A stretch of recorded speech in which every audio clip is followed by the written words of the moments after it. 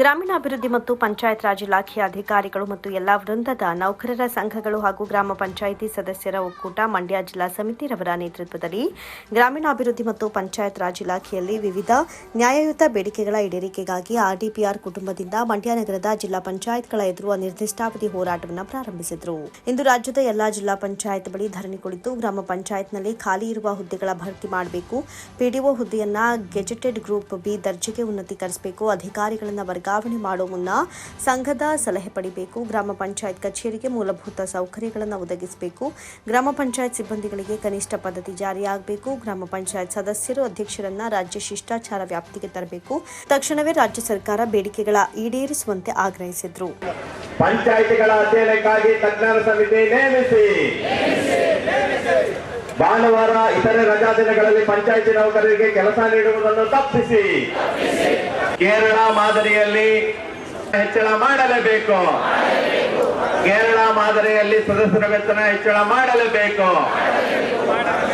ಅಧ್ಯಕ್ಷರು, ಉಪಾಧ್ಯಕ್ಷರು ಹಾಗೂ ಸದಸ್ಯರನ್ನು ರಾಜ್ಯ ಶಿಷ್ಟಾಚಾರದ ವ್ಯಾಪ್ತಿಗೆ ತರಲೇಬೇಕು. ಪಂಚಾಯಿತಿ ನೌಕರರ ಬದುಕನ್ನು ಅನಿಶ್ಚಿತತೆಗೊಳಿಸುತ್ತಿರುವ ವರ್ಗಾವಣೆ ನೀತಿಯನ್ನು ಕೈಬಿಡಿ. ಕೆಲಸ ನಿರ್ವಹಿಸುತ್ತಿರುವ ಎಲ್ಲಾ ಸಿಬ್ಬಂದಿಗಳಿಗೆ ಅನುವಾದ ನೀಡಲೇಬೇಕು. ಸಾಕಷ್ಟು ಮನವಿಗಳಾಗಿದೆ.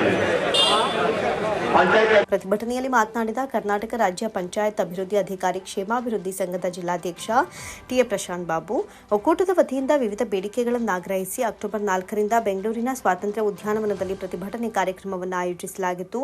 ಆದರೆ ಇದುವರೆಗೂ ನಮ್ಮ ಬೇಡಿಕೆಗಳಿಗೆ ಇಲಾಖೆ ಹಾಗೂ ಸರ್ಕಾರದಿಂದ ಯಾವುದೇ ಸ್ಪಂದನೆ ಸಿಕ್ಕಿರುವುದಿಲ್ಲ. ಆದ್ದರಿಂದ ಪ್ರತಿಭಟನೆಯನ್ನ ರಾಜ್ಯಾದ್ಯಂತ ಏಕಕಾಲದಲ್ಲಿ ಎಲ್ಲಾ ಜಿಲ್ಲಾ ಪಂಚಾಯಿತಿಯ ಮುಂದೆ ಮುಂದುವರಿಸುವುದಕ್ಕೆ ಆರ್ಡಿಪಿಆರ್ ಕುಟುಂಬ ನಿರ್ಧರಿಸಿ ರಾಜ್ಯದ ಎಲ್ಲಾ ಜಿಲ್ಲಾ ಪಂಚಾಯಿತಿಯ ಮುಂಭಾಗದಲ್ಲಿ ಅನಿರ್ದಿಷ್ಟಾವಧಿ ಹೋರಾಟ ಮುಂದುವರಿಸಿದ್ದೇವೆ. ನಮ್ಮ ಬೇಡಿಕೆಗಳು ಈಡೇರದೇ ಇದ್ದಲ್ಲಿ ನಿರಂತರ ಪ್ರತಿಭಟನೆಯನ್ನು ಹಮ್ಮಿಕೊಳ್ಳಲಾಗುತ್ತೆ ಎಂದರು.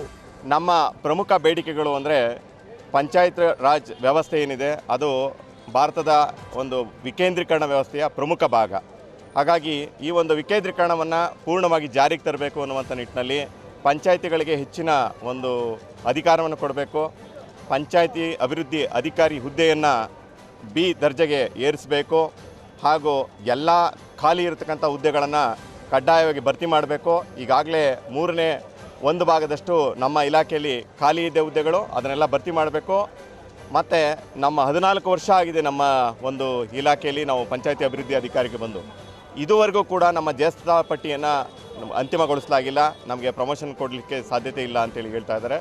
ಹಾಗಾಗಿ ನಮ್ಮ ಜ್ಯೇಷ್ಠತಾ ಪಟ್ಟಿಯನ್ನು ಅಂತಿಮಗೊಳಿಸಬೇಕು ಮತ್ತು ಪ್ರಮೋಷನ್ ಸಿಗುವ ಹಂಗೆ ಆಗಬೇಕು. ಮತ್ತು ಎಲ್ಲ ಇರುವಂಥ ಖಾಲಿ ಹುದ್ದೆಗಳನ್ನು ತಕ್ಷಣ ಭರ್ತಿ ಮಾಡಬೇಕು. ಯಾಕೆಂದರೆ ನಾವು ಜನರಿಗೆ ಸೇವೆ ಕೊಡಬೇಕು ಅಂದರೆ ಪೂರ್ಣವಾದಂಥ ಸಿಬ್ಬಂದಿ ಇರಬೇಕು. ಸಿಬ್ಬಂದಿಗಳೇ ಇಲ್ಲ. ಒಂದೇ ಡಿಒಗಳು ಹಗಲು ರಾತ್ರಿ ಕೆಲಸ ಮಾಡಿ ಸೇವೆಯನ್ನು ಕೊಡಬೇಕಾಗಿದೆ.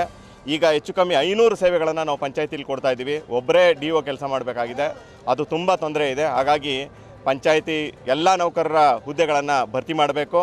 ಪಂಚಾಯತಿ ಅಭಿವೃದ್ಧಿ ಅಧಿಕಾರಿಯ ಹುದ್ದೆಯನ್ನು ಮೇಲ್ದರ್ಜೆಗೇರಿಸಬೇಕು. ಹಾಗೆಯೇ ಕೇರಳ ಮಾದರಿ ಅಂತೇಳಿ ನಾವು ಎಲ್ಲರೂ ಕೂಡ ಬೇರೆ ಬೇರೆ ವಿಷಯಗಳಲ್ಲಿ ನಾವು ಹೇಳ್ತೀವಿ ಈ ಪಂಚಾಯತ್ ರಾಜ್ ವಿಷಯದಲ್ಲಿ.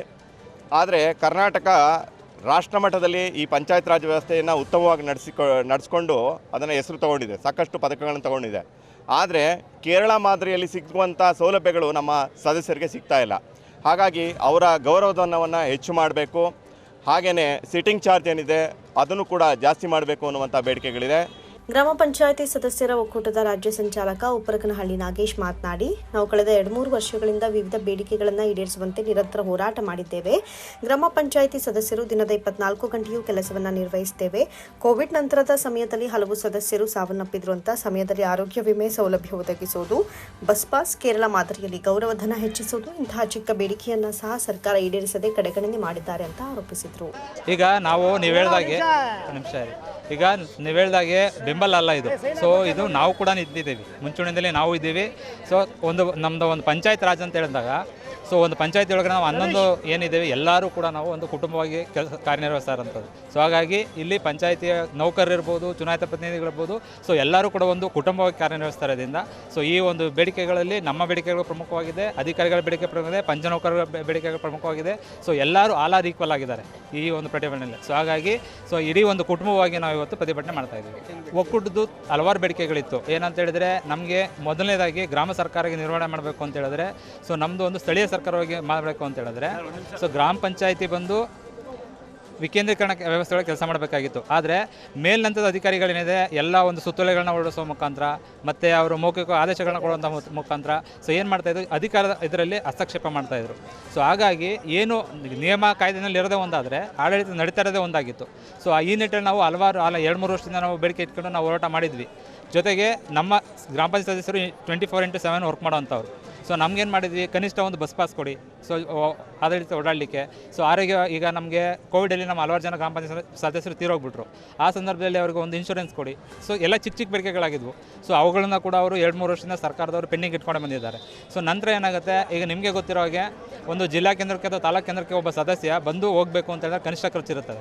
ಸೊ ಅದಕ್ಕೆ ಒಂದು ಕೇವಲ ಒಂದು ಬಸ್ ಪಾಸ್ ಕೊಡಿ, ಅದರಲ್ಲೂ ಎಲ್ಲರೂ ಓಡಾಡಲಿಕ್ಕೆಲ್ಲ ಅದು ಕೂಡ ಆಗ್ತಾಯಿಲ್ಲ.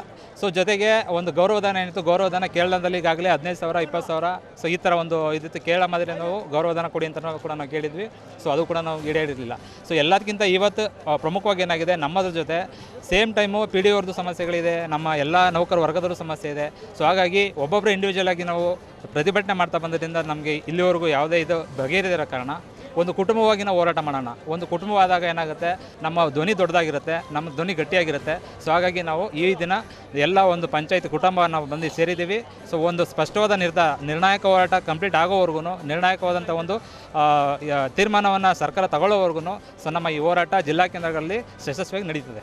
ಪ್ರತಿಭಟನೆಯಲ್ಲಿ ಪ್ರದೀಪ್, ಸಿದ್ದೇಗೌಡ, ಮಹೇಶ್ ಸೇರಿದಂತೆ ಗ್ರಾಮೀಣಾಭಿವೃದ್ಧಿ ಮತ್ತು ಪಂಚಾಯತ್ ರಾಜ್ ಇಲಾಖೆ ಅಧಿಕಾರಿಗಳು ಮತ್ತು ಎಲ್ಲಾ ವೃಂದದ ನೌಕರರ ಸಂಘಗಳು ಹಾಗೂ ಗ್ರಾಮ ಪಂಚಾಯತ್ ಸದಸ್ಯರ ಒಕ್ಕೂಟ ಮಂಡ್ಯ ಜಿಲ್ಲಾ ಸಮಿತಿಯ ಎಲ್ಲಾ ಸದಸ್ಯರು ಹಾಜರಿದ್ದರು.